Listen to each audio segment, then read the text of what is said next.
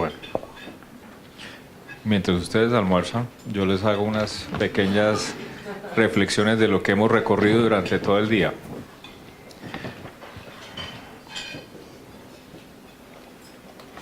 La primera presentación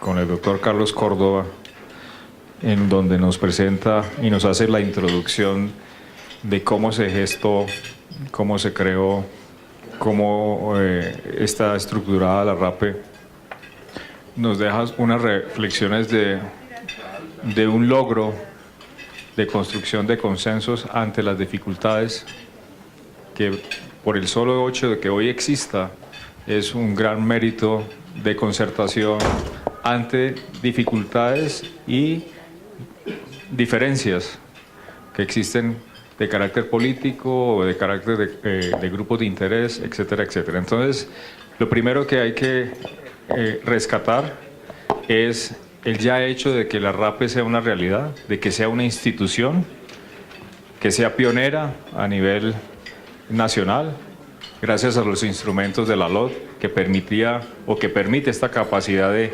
organización de entes supramunicipales y por debajo de la nación. La primera reflexión sobre ese punto es, como es un bebé, porque no lleva más de un año, el interés y el esfuerzo es para que este bebé crezca, se consolide y que no sea un flor de un día, porque sería un craso error por el hecho de cambiar gobiernos o cambiar de alcaldes o gobernadores, pues este esfuerzo que ha costado mucho, pues se vaya al traste. Entonces, mi primera reflexión como observador al recorrido del foro es muy importante fortalecer la RAPE, es muy meritorio el ejercicio que se hizo en este tiempo, en estas administraciones donde existían divergencias políticas y puntos de vista diferentes, y lograr ese consenso es muy valioso. Por lo tanto, una primera reflexión es: hay que construir sobre lo construido, y es muy importante que un ejercicio como la RAPE tenga continuidad y tenga, obviamente, su orientación estratégica muy clara.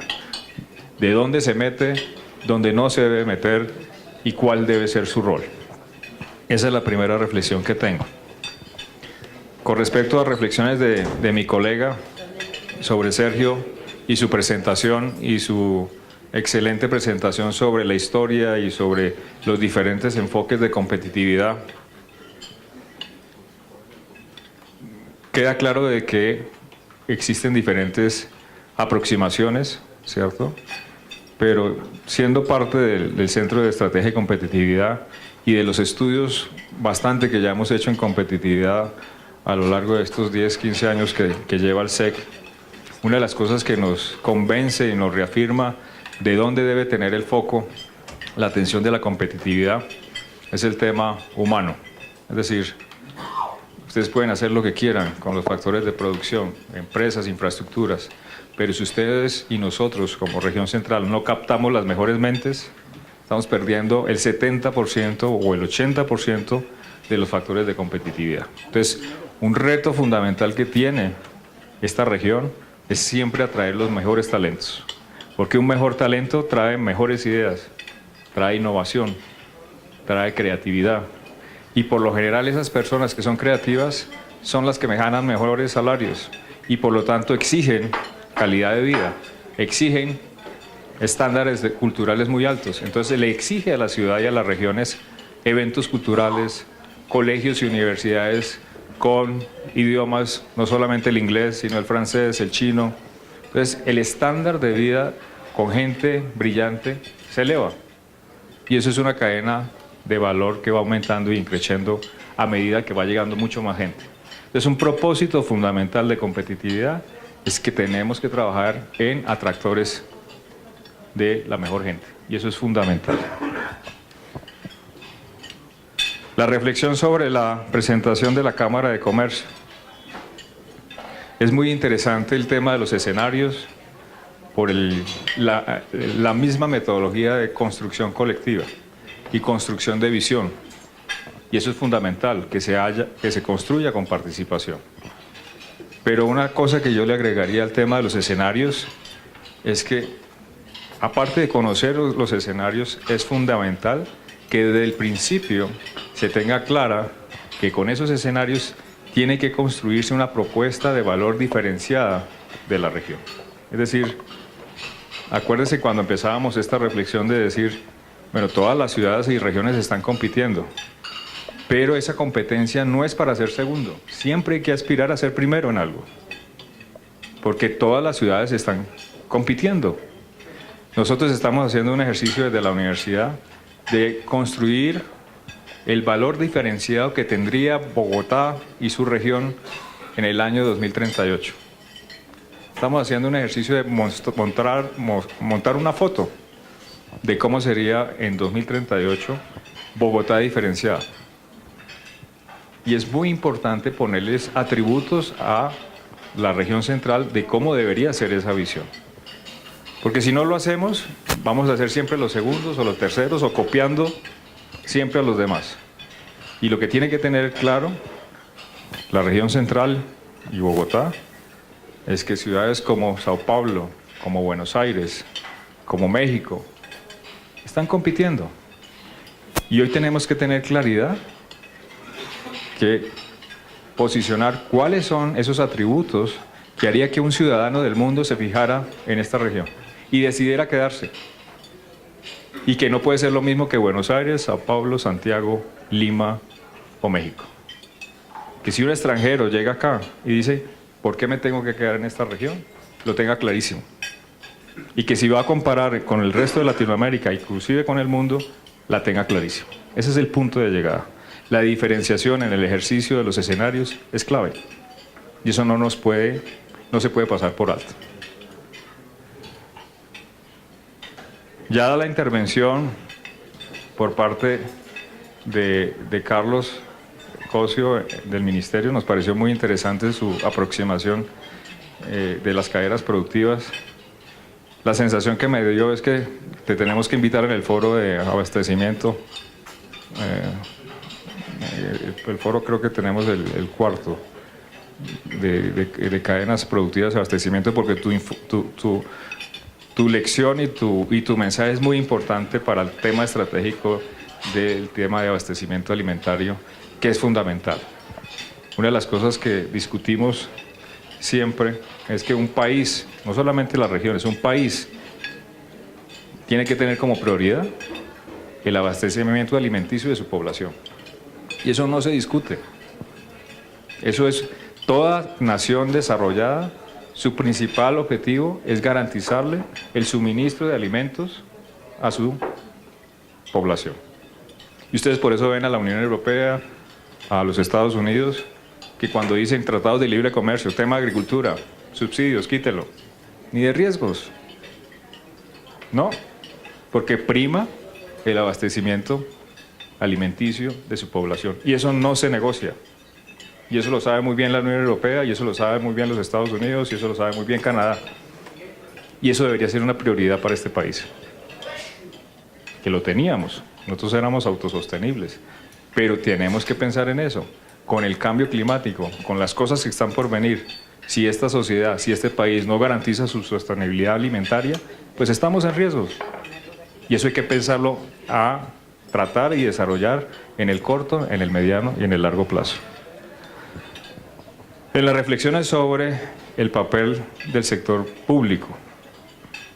Yo he trabajado también en el sector público y creo que les conté algo de las reflexiones, es decir, el papel de integración, el papel de foco, el papel de orientador, el papel de tener claras las cosas es fundamental. Es decir, ustedes y nosotros en el sector público nos topamos con muchas iniciativas de todo nivel, pero si el sector público no la tiene clara y no sabe establecer una estructura de políticas públicas claras, de roles y decir yo sirvo para esto y yo incentivo esto, pues si no la tenemos clara nosotros en el sector público, imagínense el mensaje que le vamos a tener que dar al sector privado.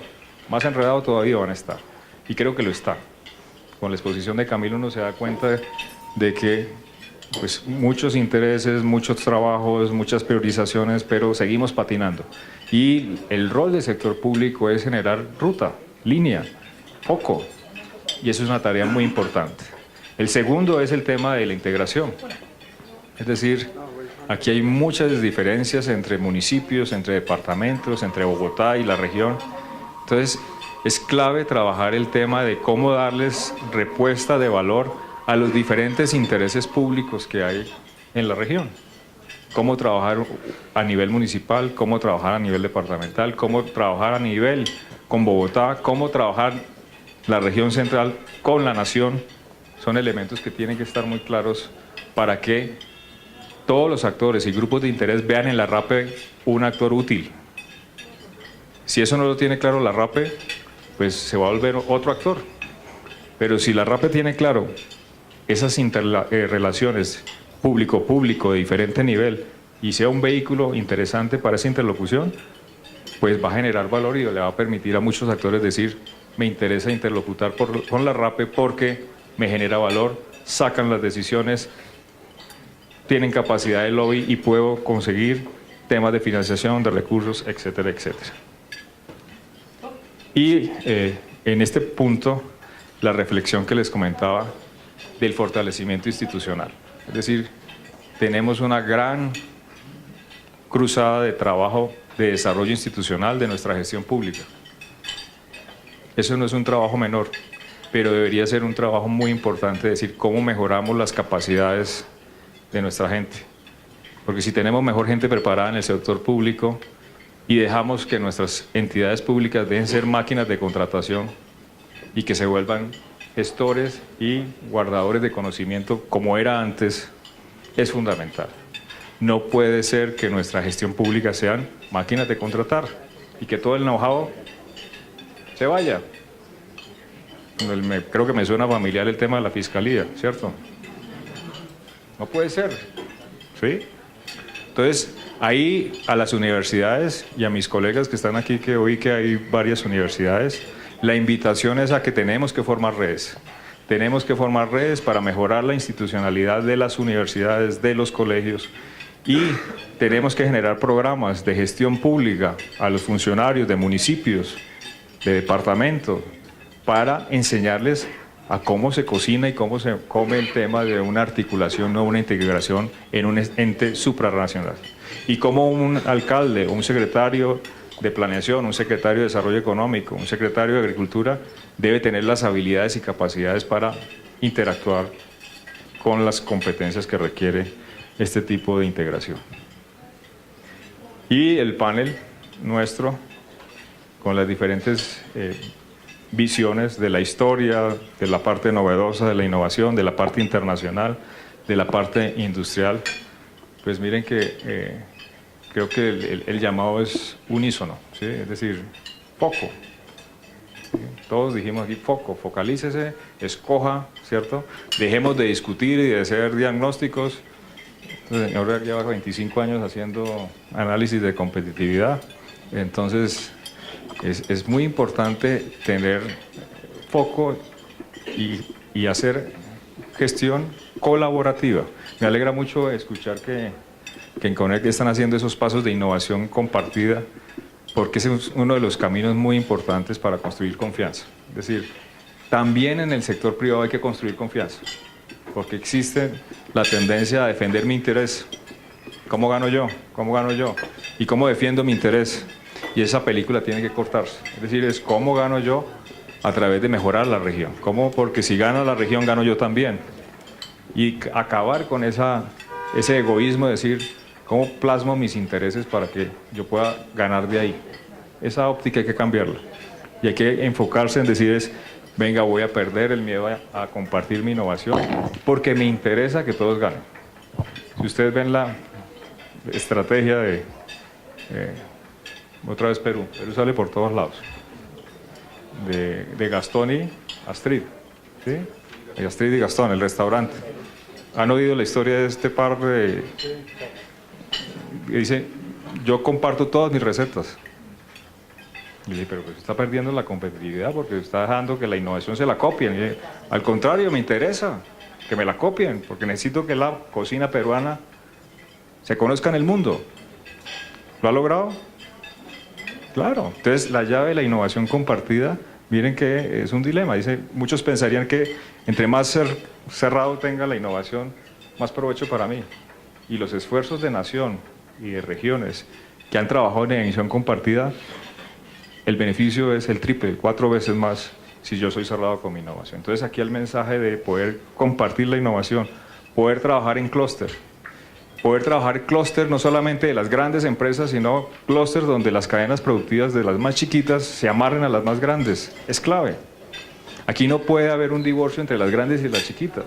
Aquí no puede haber un divorcio entre agricultura, agroindustrial y los productores pequeños. ¿Quién se inventó ese dilema? ¿Por qué no pueden convivir? Al contrario, son complementarios. Nos hemos metido en una discusión agraria donde, no, o es este modelo o el otro. ¿A cuento de qué? Porque los dos son necesarios. Entonces tenemos que trabajar en esos esquemas colaborativos, andamiajes de construcción de confianza y de innovación compartida. Yo sí les voy a dejar entonces para que el postre lo coman tranquilamente sin hablar. Entonces, y les agradezco mucho por participar y esperamos que el próximo encuentro, que es el próximo lunes en la Universidad de los Andes, para trabajar el tema de cambio climático, pues esté así de concurrida y participativa. Y muchas gracias pues por su presencia. Gracias a usted, doctor.